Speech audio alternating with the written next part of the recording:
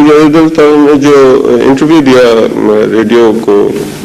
کی نوٹ کے اندر، اس میں آپ نے ایک سوال کے جواب میں فرمایا کہ جو کروسیڈز ہوئی تھیں حضرت صلاح الدین ایوبی وغیرہ کے زمانے میں، تو گو کہ آپ نے فرمایا کہ اس وقت اس کے ڈیٹیل میں جانے کا وقت نہیں تھا وہاں انٹرویو میں، تو میرے نزدیک تو وہ جہاد کا ہی ایک حصہ تھا، گو کہ ٹیریٹوریل رائٹس تھیں، لیکن میں یہی سمجھتا تھا کہ وہ جہاد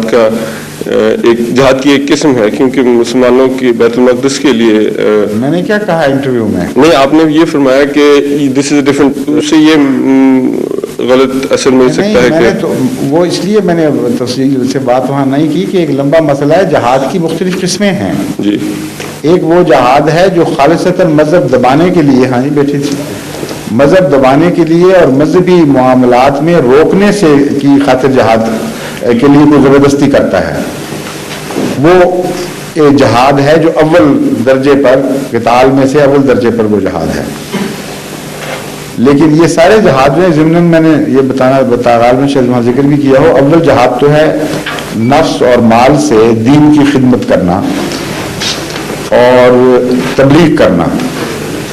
پھر ہے نفس کی تربیت، یہ ساری باتیں رسول اللہ صلی اللہ علیہ وسلم سے ثابت ہیں، اور قرآن کے ذریعے قرآنی تعلیم کو پھیلانا، اسے قرآن کریم جہاد کبیر کہتا ہے،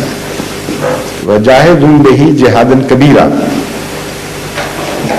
آگے جا کر پھر وہ لڑائی والے بھی جہاد بن جاتے ہیں بعض،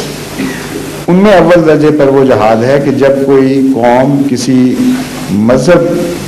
کو زبردستی دبانے کی کوشش کرے اور عبادت کا حق چھیننے کی کوشش کرے اور اس پر ظلم کر کے وہ چاہے کہ وہ اپنے مذہبی نظریات تبدیل کر دے اور مذہبی عمل بدل دے، تو اس کے خلاف بعض شرطوں کے مطابق قرآن کریم کی روح سے مقابلہ کرنے، دفاع کرنے کی اجازت ہے۔ یہ ہے اول درجے کا جہاد۔ دوسرا جہاد یہ ہے کہ مذہبی دشمنی پس منظر میں ہے،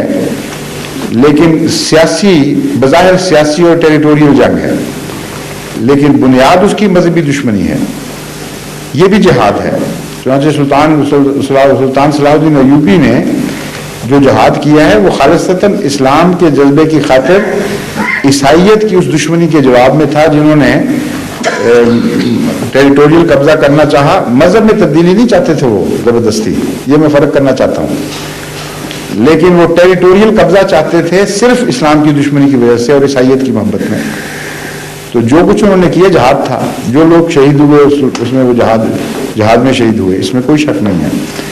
لیکن اس جہاد سے ثانوی درجے پر ہے جو رسول اللہ صلی اللہ علیہ وسلم کے زمانے کا جہاد ہے، جو خالصتاً مذہب تبدیل کرنے کے لیے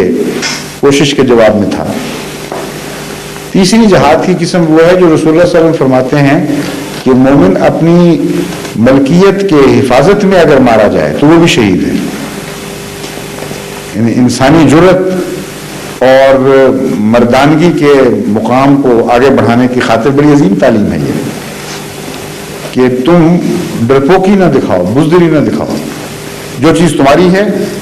اس کو اگر کوئی زبردستی چھیننا چاہے تو اگر تمہیں پتہ ہو کہ اس کوشش میں مر جاؤں گا تو چیز خواہ معمولی سی ہو، جان سے زیادہ تو پیاری نہیں نہ ہو سکتی، فرمایا کہ ایسا شخص شہید ہوگا۔ تو جو بھی رسول اللہ صلی اللہ علیہ وسلم کی اس ارشاد کی روشنی میں اپنی جائیداد، اپنے اموال کی حفاظت کے لیے جس پر اس کا قانونی حق ہے، اس کو دشمن سے بچانے کے لیے لڑتا ہے، وہ بھی ایک جہاد کی قسم ہے، مگر پہلی دو قسموں سے ادنا درجے پر ہے، بہت فرق نمایاں ہے ان میں۔ تو اس طرح جہاد کی مختلف شکلیں ہیں، چونکہ وہ انٹرویو بہت مختصر ہونا تھا اس لیے میں نے اشارتاً ذکر کر کے بات آگے بڑھا دی تھی۔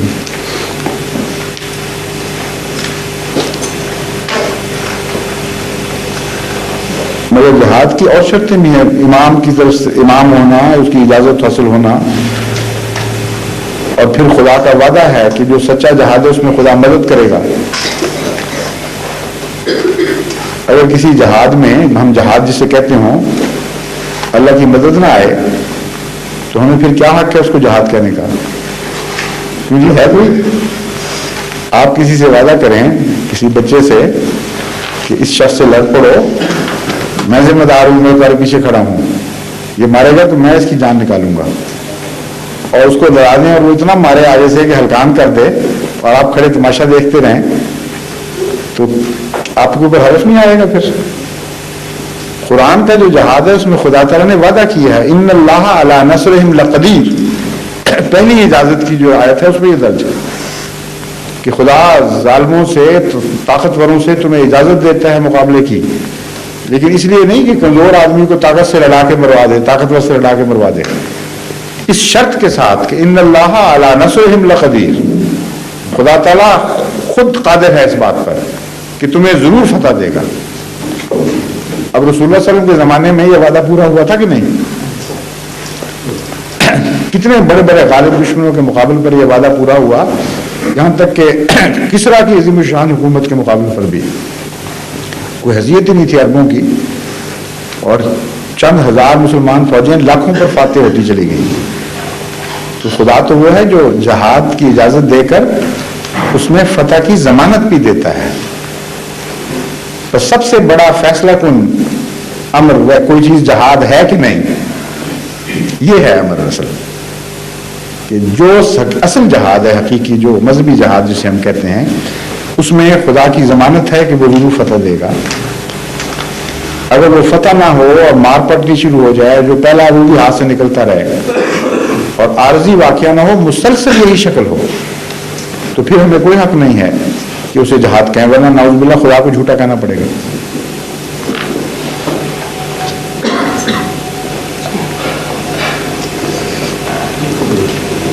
کیوں جی فرمائیے.